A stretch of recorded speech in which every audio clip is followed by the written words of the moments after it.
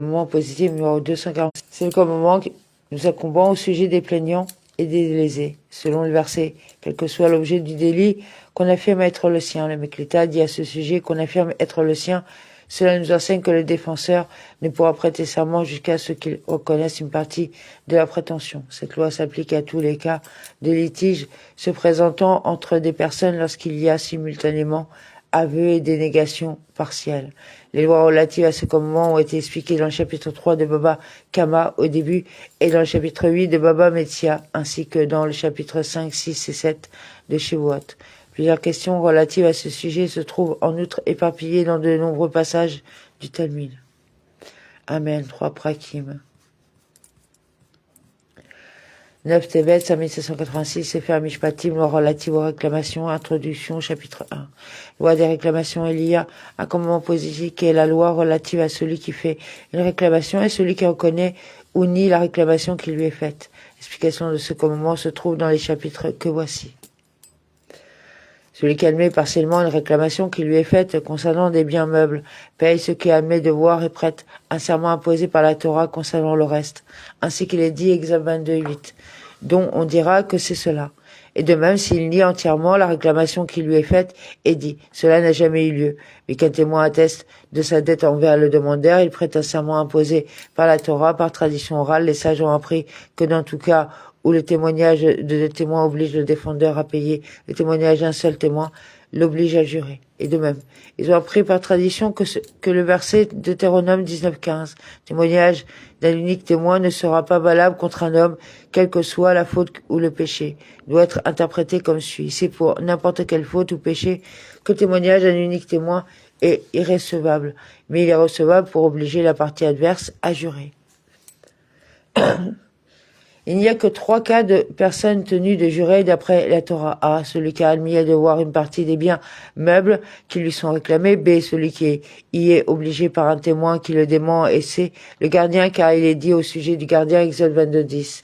Il y aura un serment de Dieu entre les deux parties. Nous avons déjà exposé le serment imposé au gardien dans les lois relatives au louage. Chacune de ces 3 personnes prête serment et est exemplée de payer. En revanche, A. Tous ceux perçoivent sous serment ce qu'ils réclament, comme l'employé, celui qui a été blessé, celui qui a affirmé son titre de créance en admettant que sa créance a été partiellement payée, et les personnes semblables, et de même, B, tous ceux qui prêtent serment du fait d'un doute émis par l'autre partie, comme les associés et les métayers, tout cela prête serment par ordre rabbinique. Et tous ces serments, bien qu'ils soient d'ordre rabbinique, sont similaires à un serment imposé par la Torah, c'est-à-dire que l'on prête serment en tenant un objet saint, un rouleau de la Torah.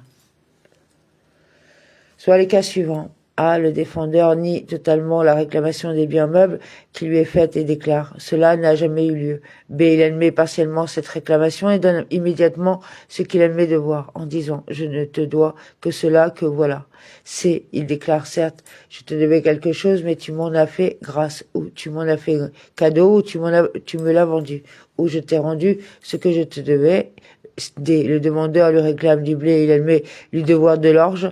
Dans tous ces cas, le défendeur est exempté du serment imposé par la Torah. Toutefois, les sages du Talmud ont institué que le défendeur prête un serment d'incitation pour être quitte. Ce serment n'est pas comme un serment imposé par la Torah parce que l'on ne tient pas un objet saint en prêtant ce serment. Nous avons déjà expliqué le déroulement du serment imposé par la Torah et du serment d'incitation dans les lois relatives les serments. Quiconque est passé d'un serment imposé par la Torah après serment, il est quitte.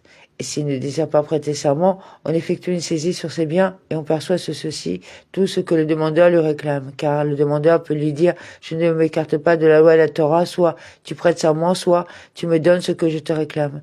Le défendeur peut proclamer une mise au ban contre qui lui fait une fausse réclamation et il paye alors ce qui lui est réclamé. Mais celui qui doit prêter un serment d'ordre rabbinique, s'il est de ceux qui perçoivent sous serment ce qu'il réclame, c'est faire paragraphe 2a. Il ne peut pas référer le serment au défendeur, car le défendeur peut lui dire prête serment et perçoit ton dû, comme les sages ont institué. Et si le demandeur ne désire pas prêter serment, il se retire.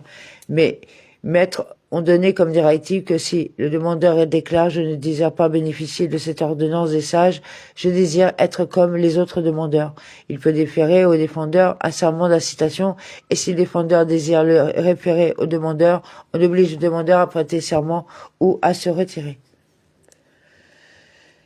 Si celui qui doit prêter un serment d'ordre rabbinique est de ceux qui sont exemptés sous serment, c'est fait à paragraphe 2b, c'est-à-dire qu'il doit prêter un serment du fait d'un doute émis par l'autre partie, ou s'il doit prêter un serment d'incitation et qu'il ne veuille pas prêter serment. On le met au banc pendant 30 jours. S'il ne vient pas demander la levée du banc, on lui administre Makabatrout.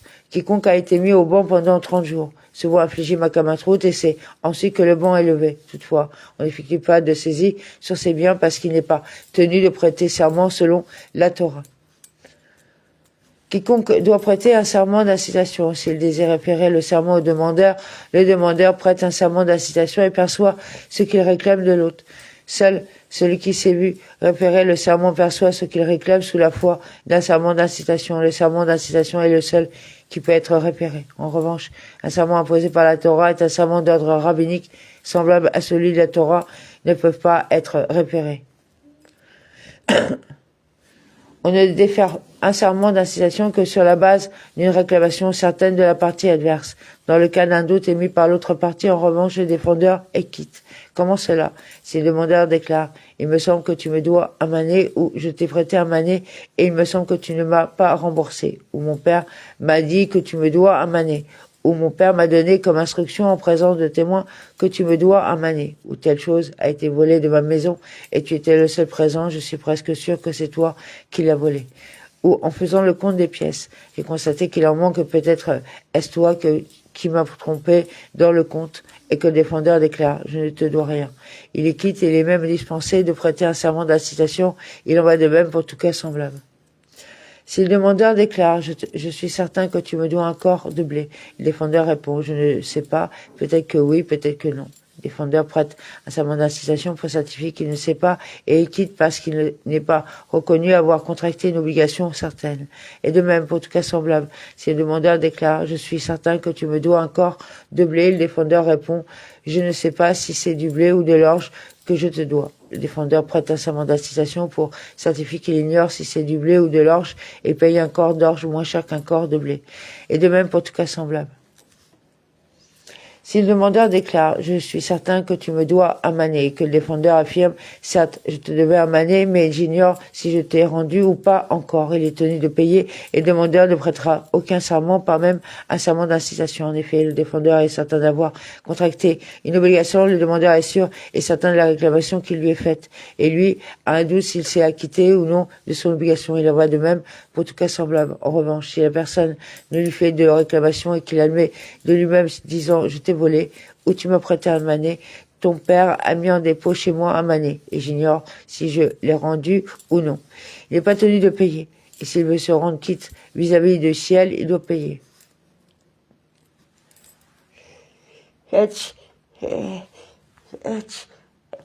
Pardon. Tu me dois un mané. Je ne te dois rien. Prête un serment d'incitation et va. Prête-toi un serment d'incitation et percevras ce que tu me réclames. C'est à quoi que le demandeur répond « Je ne veux pas prêter serment ». Dans ce cas, le défendeur peut lui dire « Prête serment et perçois ce que tu réclames » ou « Va-t'en sans rien ». Il n'y a pas de second renvoi possible du serment au défendeur et le demandeur peut proclamer une mise au banc contre qui lui est redevable et ne l'est pas, et ne le paye pas. Mes maîtres ont donné comme directive que quiconque doit prêter un serment imposé par la Torah ou d'ordre rabbinique, même un serment d'incitation peut, avant de prêter serment, proclamer une mise au banc indéfinie contre celui qui lui réclame quelque chose qu'il ne doit pas afin de lui faire prêter serment inutilement. Celui qui lui exige le serment, le demandeur répondra Amen et ensuite le défendeur prêtera serment. C'est une bonne disposition afin d'éviter que les parties en litige ne fassent de fausses réclamations. Ainsi, ils n'occasionneront pas que le nom du ciel soit prononcé inutilement et ils ne feront pas de rapport mensonger au tribunal. Quiconque doit prêter un serment imposé par la Torah ou d'ordre rabbinique, celui qui lui fait prêter serment peut lui faire inclure dans son serment tout ce qu'il souhaite comme plainte dont l'admission entraînerait une obligation pécuniaire. Jusqu'où va ce pouvoir? Au point que la partie adverse peut lui dire est inclus dans ce serment le fait que tu ne m'as pas été vendu comme esclave hébreu et que tu n'es pas encore mon esclave. Nous avons déjà expliqué que l'extension du serment ne peut pas être demandée au salarié qui réclame son salaire. Celui qui doit prêter serment, ne serait-ce qu'un serment d'incitation, et qui, lorsqu'il constate que le demandeur commence à lui demander d'inclure dans son serment d'autres choses qu'il n'avait pas réclamé au début, déclare: je ne veux pas prêter serment. Je paye ce qui m'a été réclamé dans la première plainte dont la dégénération m'oblige à prêter serment. On n'accepte pas sa demande, on dit au défendeur: soit tu lui payes toutes les choses réclamées avec certitude qu'il t'a demandé d'inclure dans ton serment, soit tu prêtes serment et tu seras quitte. Quand quelqu'un fait plusieurs réclamations contre un autre, on ne lui fait pas prêter un serment sur chaque réclamation, mais un seul serment pour tout. Si du fait de 2 réclamations, il doit prêter 2 serments de genre différents, un léger ou un sévère, on lui fait prêter le serment sévère et il y inclut par extension les autres faits. Quand une plainte qui n'entraîne pas d'obligation pécuniaire pour celui qui l'admet est formulée contre un autre, même si celui-ci la nie, il n'est pas tenu de prêter un serment d'incitation et aucune mise au banc n'est proclamée. Comment cela? Tu m'as dit que tu me donneras un mané. Cela n'est jamais passé. Dans pareil cas, on ne fait pas prêter un serment d'incitation au défendeur et aucune mise au banc n'est proclamée. Car même si le défendeur avait reconnu ces faits, il n'aurait eu aucune obligation. Si le demandeur déclare: tu m'as maudit ou tu m'as calomnié, et que le défendeur répond: cela n'a jamais eu lieu. Aucune mise au banc n'est proclamée pour cela. Et de même pour tous les cas semblables. Tu m'as pas laissé, cela n'a jamais eu lieu. Dans ce cas, le défendeur doit prêter un serment d'incitation, car bien qu'un homme ne paie pas une amende par son propre aveu, il devrait tout de même payer en cas d'aveu la cessation de l'activité professionnelle, les frais médicaux et la honte infligée. Tu m'as humilié. Cela ne s'est jamais produit. Dans ce cas, si les parties en litige se trouvent dans un endroit où les amendes sont appliquées, le défendeur doit prêter un serment d'incitation, car s'il admettait l'allégation, il devrait payer une indemnité pour l'humiliation. Dans quel cas cela disons-nous que celui qui reconnaît être passible d'une amende en est dispensé? S'il reconnaît un acte pour lequel il est passible d'une amende, par exemple s'il déclare: j'ai blessé cette personne, mais s'il déclare: j'ai blessé cette personne, elle a produit des témoins contre moi au tribunal, le tribunal m'a condamné à lui payer telle somme pour ce préjudice, il est tenu de payer. Pourquoi, si le demandeur déclare: le tribunal t'a condamné à me payer 100 dinars pour m'avoir blessé, et que le défendeur réponde: cela n'a jamais eu lieu, il doit prêter un serment d'incitation, il en va de même pour tout cas semblable. C'est fait à Mishpatim, loi relative aux réclamations, chapitre 2. Quiconque est soupçonné de parjure, on ne lui fait prêter ni serment de la Torah, ni serment d'ordre rabbinique, ni même serment d'incitation, et même si le demandeur le veut, on n'accepte pas. Qui a décidé de prêter un serment d'un mensonger, que ce soit un serment lié à une déclaration, un serment lié à un témoignage, un serment lié à un dépôt ou un serment en vain, est désormais soupçonné de parjure. Et de même, quiconque est frappé d'incapacité de témoigner en raison d'une transgression qu'il a commise, que son incapacité relève de la Torah, comme ceux qui pratiquent l'usure, ceux qui consomment des animaux non abattus rituellement et les voleurs, ou soit d'ordre rabbinique, comme ceux qui jouent au dé, ou ceux qui font voler les pigeons pour voler les pigeons d'autrui. Et soupçonné de parjure, on ne lui fait pas prêter serment. Un homme qui ne devient soupçonné de parjure que si les témoins viennent et attestent qu'il a commis une transgression qui le frappe d'incapacité pour témoigner. En revanche, s'il avoue de lui-même être soupçonné de parjure pour avoir commis une transgression le frappant d'incapacité légale pour témoigner, bien que l'on ait des soupçons à son égard et qu'il ne convienne pas a priori de le prendre pour témoin. Néanmoins, s'il doit prêter serment, on lui fait prêter serment car on lui dit: si tu dis la vérité, prête serment. Ce n'est pas parce que tu as commis une transgression qui t'est défendu de prêter un serment vrai. Et si ce que tu dis est faux, reconnais la déclaration de la partie adverse. Mais celui qui est soupçonné de parjure sur la base de témoins, on ne lui donne pas crédit pour qu'il prête serment. C'est une ordonnance des sages que quiconque doit prêter un serment de la Torah suite à une réclamation faite avec certitude contre lui. S'il est soupçonné de parjure, le demandeur prête un serment par ordre rabbinique et perçoit ce qu'il réclame. Si tous deux sont soupçonnés de parjure, le serment revient à celui qui est tenu, c'est-à-dire le défendeur. Et puisqu'il ne peut pas prêter serment, il paye. Si celui qui est soupçonné de parjure est un dépositaire qui prétend que l'objet déposé chez lui a été perdu ou lui a été dérobé, la partie adverse, le déposant, ne peut pas prêter serment et percevoir la contre-valeur de l'objet car elle ne déclare pas avec certitude que le défendeur l'a consumé. C'est pourquoi, si le déposant déclare « devant moi il a porté la main sur mon objet » ou s'il est montré négligent à son égard, il prête serment par ordre rabbinique et perçoit la contre-valeur de l'objet. C'est celui qui est soupçonné de parjure doit prêter un serment d'ordre rabbinique. La règle suivante est appliquée. A. S'il est de ceux qui perçoivent ce qu'ils réclament sous serment, il ne peut pas prêter serment et percevoir ce qu'il réclame. Plutôt, le défendeur prête un serment d'assignation et il les quitte. Et de même, celui qui a affirmé son titre de créance en y admettant que la créance qui figure a été partiellement payée, ou qui se trouve dans tout cas semblable.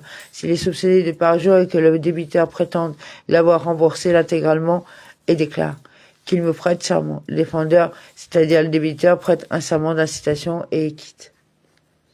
Si la personne soupçonnée de parjure est dans le cas de ceux qui prêtent serment du fait d'un doute émis par la partie adverse, elle ne peut pas prêter serment et la partie adverse, le demandeur, ne prête pas serment. En effet, la Torah n'impose pas de serment au défendeur quant au demandeur s'il n'est pas certain de sa réclamation pour pouvoir prêter serment dessus. Si la personne soupçonnée de parjure devait prêter un serment d'assignation de la partie adverse, le demandeur ne peut pas à la place prêter serment et percevoir ce qu'elle réclame. En effet, le serment d'assignation est en soi une ordonnance des sages au bénéfice du demandeur. Ils n'ont pas fait d'autre ordonnance pour cette première ordonnance en demandant au demandeur de prêter serment. Plutôt, le défendeur est exempt sans serment. Le défendeur qui doit prêter un serment d'assignation ne peut pas référer le serment au demandeur lorsque celui-ci est soupçonné de parjure, car il ne peut alors pas prêter serment. En conséquence, le défendeur paye ce qui lui est réclamé ou prête un serment d'assignation. On n'accède pas à la demande du défendeur, à savoir de fonder le jugement sur l'impossibilité pour le demandeur de prêter serment. C'est comme quelqu'un qui référerait son serment à un mineur, ce qui ne serait pas accepté. Plutôt, soit le défendeur prête un serment d'assignation, soit il paye. Certains qui doivent prêter un serment imposé par la Torah ou d'ordre rabbinique, qui prête serment et perçoit ce qu'il réclame ou est exempté de ce qu'on lui réclame. Si les témoins viennent et ensuite attestent qu'il est soupçonné de parjure, le serment qu'il a prêté n'a aucune valeur. Par conséquent, la partie adverse peut, dans le premier cas, lui retirer ce qu'il a appris, ou dans le second cas, percevoir sous serment ce qu'elle réclame. On jure toujours de cette manière pour celui qui est soupçonné de parjure tant qu'il n'a pas reçu la flagellation au tribunal. Mais si les témoins attestent qu'il a été flagellé et qu'il s'est repenti, il est réhabilité tant pour témoigner que pour jurer. Si quelqu'un nie une réclamation qui lui est faite et prête serment, que ce soit un serment de la Torah ou un serment d'assignation, puisque des témoins viennent et attestent qu'il a prêté un serment mensonger. Il doit prêter ce qui lui est réclamé. Il est désormais reconnu comme soupçonné de parjure. Et nous avons déjà expliqué dans les lois relatives au serment que quiconque prête un serment par lequel il nie devoir une somme d'argent à un autre et se repent est tenu de payer un cinquième su. Lorsque quelqu'un fait une réclamation à un autre et déclare avoir sur lui une créance qui a été contractée en présence de témoins et avec un kinyan, et que le défendeur répond « oui, certes, mais je t'ai remboursé » ou « je ne te dois rien » et prête serment, si ensuite les témoins de kinyan se présentent ou si le demandeur produit le titre de créance et qu'il soit authentifié, le défendeur doit payer ce qui lui est réclamé. Mais il n'est pas désormais soupçonné de parjure, car les témoins ne témoignent pas qu'il n'a pas payé et le défendeur n'a pas non plus affirmé cela n'est jamais produit. Il en va de même pour tout cas semblable. Sefer Mishpatim relative aux réclamations, chapitre 3. Celui qui reconnaît partiellement la réclamation qui lui est faite n'est tenu de prêter serment selon la Torah que s'il reconnaît devoir une peruta ou plus, et ni une dette d'au moins 2 maas d'argent. Qu'est-ce qu'une peruta? Le poids d'un demi-grain d'orge d'argent pur. Qu'est-ce que 2 maas? Le poids de 32 grains d'orge d'argent pur. Partout où la Torah emploie le terme kesef, cela fait référence au cycle saint, qui équivaut à 20 maas. Et partout où le terme kesef est mentionné dans les écrits rabbiniques, il s'agit de la monnaie de Jérusalem dont le Séla comprenait 1/8 d'argent et le reste de cuivre. Comme nous l'avons expliqué, cependant, le maas était fait d'argent pur.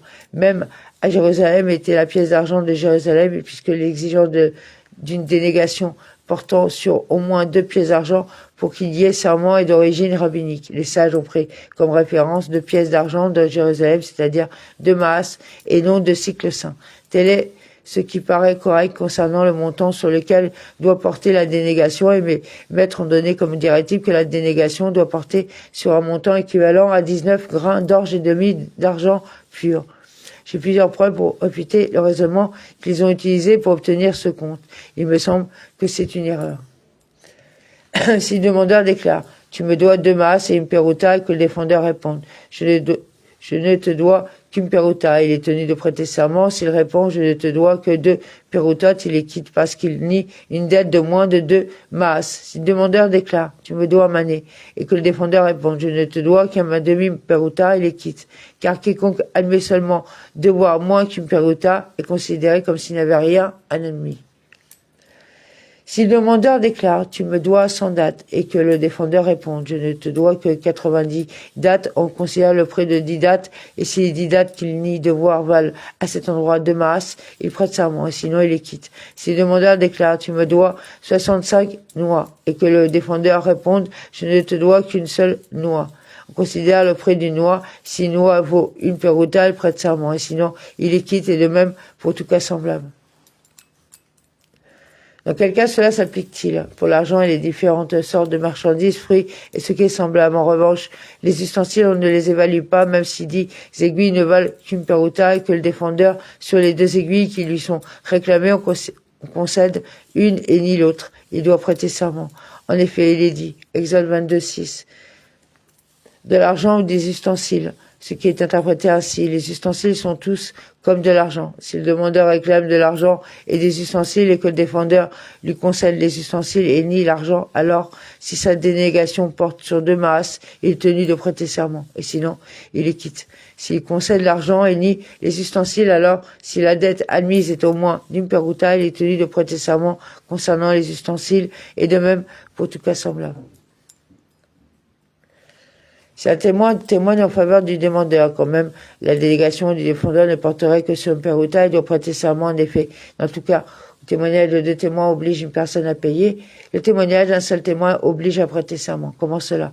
Si le demandeur déclare « Tu me dois une peruta » ou ce qui vaut une peruta, et que le défendeur réponde « Je ne te dois rien », et qu'un témoin atteste qu'il lui doit une peruta, il doit prêter serment. Il en va de même pour le serment des gardiens. Même si un dépositaire a reçu en dépôt une peruta seulement, ou ce qui vaut une peruta et qui prétend l'avoir perdu, il doit prêter serment.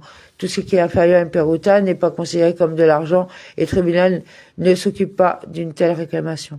Et de même, tous ceux qui perçoivent sous serment ce qu'ils réclament prêtent serment et perçoivent ce qu'ils réclament quand leur réclamation porte sur un montant à partir d'une peruta. Mes maîtres ont donné comme directive que ceux qui perçoivent sous serment ce qu'ils réclament n'ont pas besoin pour cela que la dénégation de l'autre partie porte sur 2 maas. Quant à moi, je dis qu'une dénégation de 2 maas de la part du défendeur est nécessaire. C'est alors que le demandeur prêtera serment suivant l'ordonnance des sages et percevra ce qu'il réclame. En effet, dans le cas de ceux qui prêtent serment suite à un doute émis par la partie adverse, il faut qu'il y ait entre les parties une dénégation portant sur 2 maas pour qu'il prête serment du fait du doute.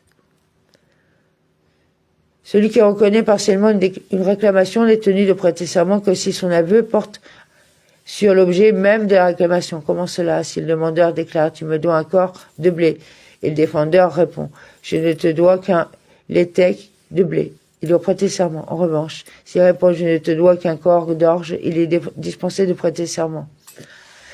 Car l'espèce qui lui a été réclamée et ne lui a pas concédé, et celle qui lui a été concédée ne lui a pas été réclamée. Si le demandeur déclare « J'ai un dinar d'or en dépôt chez toi », et le défendeur répond « Tu m'as mis en dépôt chez moi qu'un dinar d'argent », ou si le demandeur déclare « J'ai mis en dépôt chez toi un maha d'argent », et le défendeur répond « Tu n'as mis en dépôt chez moi qu'une peruta », il est dispensé de serment, car le demandeur lui a réclamé une chose et lui en a concédé une autre. Et de même, si le demandeur lui dit « J'ai mis en dépôt chez toi 10 dinars d'Égypte », et le défendeur répond « Tu n'as mis en dépôt chez moi que 10 dinars de Tyr », il est dispensé de prêter serment, il en est de même pour tout cas semblable. Si le demandeur déclare « J'ai chez toi un grand chandelier » et le défendeur répond « Je n'ai qu'un petit chandelier à toi », il est dispensé de prêter serment. En revanche, si le demandeur réclame un chandelier d'un poids de 10 litres et que le défendeur reconnaisse avoir un candélabre d'un poids de 5 litres, c'est un aveu partiel parce qu'il est possible de gratter un chandelier de 10 litres pour en faire un chandelier de 5 litres. Et de même, si le demandeur lui réclame une grande ceinture et que le défendeur lui réponde « Je n'ai qu'une petite ceinture à toi », il est dispensé de prêter serment. En revanche, si le demandeur lui réclame une toile de 20 coudées et qu'il lui concède une toile de 10 coudées, il doit prêter serment parce qu'il a la possibilité de couper la toile de 20 coudées pour en faire une toile de 10 coudées. Et de même pour tout cas semblable. Lorsque le demandeur déclare « Tu me dois un quart de blé » et le défendeur répond « Je ne te dois qu'un quart d'orge », il est dispensé même de payer le prix d'un quart d'orge. En effet, le demandeur lui dit « Tu ne me dois pas d'orge ». Cela ressemble donc au cas de celui qui dit à un autre tribunal « Je ne te dois qu'un manet ». Et l'autre lui répond « Tu n'as pas de dette envers moi ». Car où le tribunal ne l'oblige pas à payer quoi que ce soit. Toutefois, si le demandeur se saisit d'un montant en concurrence du prix de l'orge, on ne lui retire pas ce qu'il a pris.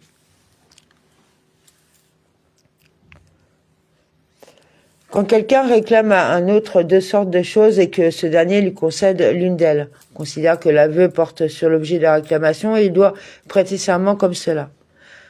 Par exemple, le demandeur déclare « Tu me dois un quart de blé et un quart d'orge ». Le défendeur répond « Je ne te dois qu'un quart de blé ».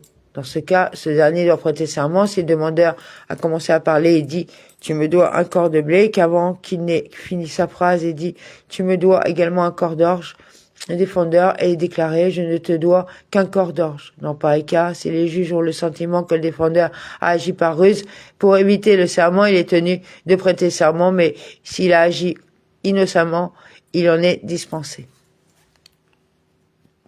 Si le demandeur déclare « Tu me dois un quart de blé » et le défendeur répond « Oui », sur quoi le demandeur continue et dit « Et un quart d'orge ». Le défendeur répond « Je ne te dois pas d'orge ».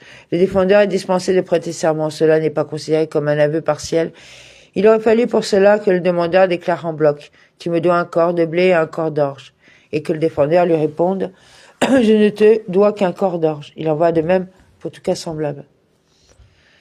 Si le demandeur déclare au défendeur « Tu me dois de quoi remplir 10 cruches d'huile », et le défendeur répond « Je ne te dois que 10 cruches sans huile ».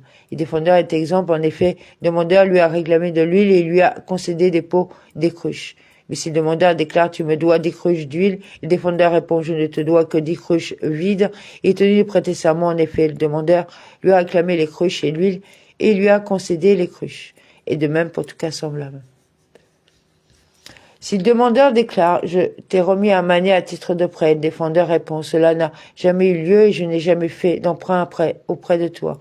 Toutefois, je te dois 50 dinars que tu m'as remis à titre de dépôt, ou je te les dois à titre d'indemnité, ou ce qui est semblable. Mes maîtres ont donné comme directive qu'il s'agit d'un aveu partiel et que le défendeur doit en conséquence prêter serment, car le demandeur a revendiqué une créance de 100 dinars et le défendeur a reconnu lui en devoir 50.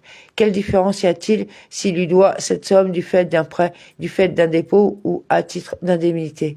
Je penche aussi pour cet avis. Si le demandeur déclare « J'ai chez toi un manet et un ustensile » et le défendeur répond « Tu n'as chez moi que l'ustensile, le voici ». Il est dispensé de prêter un serment imposé par la Torah et il prête un serment d'incitation pour certifier qu'il ne lui doit que cela. Si le propriétaire de l'ustensile déclare cela n'est pas l'ustensile concerné, le défendeur inclut dans son serment que c'est bien son ustensile. Si le défendeur admet que cela n'est pas l'ustensile du demandeur et qu'il y a eu substitution, il est tenu de prêter un serment imposé par la Torah, car il reconnaît dès lors partiellement la réclamation qui lui est faite puisqu'il n'a pas rendu l'ustensile. À chaque fois qu'il est dit plus haut dans ce contexte que le défendeur est dispensé de serment, cela signifie qu'il est dispensé de prêter un serment imposé par la Torah, mais il est tenu de prêter un serment d'incitation, comme nous l'avons expliqué à plusieurs reprises. Amen.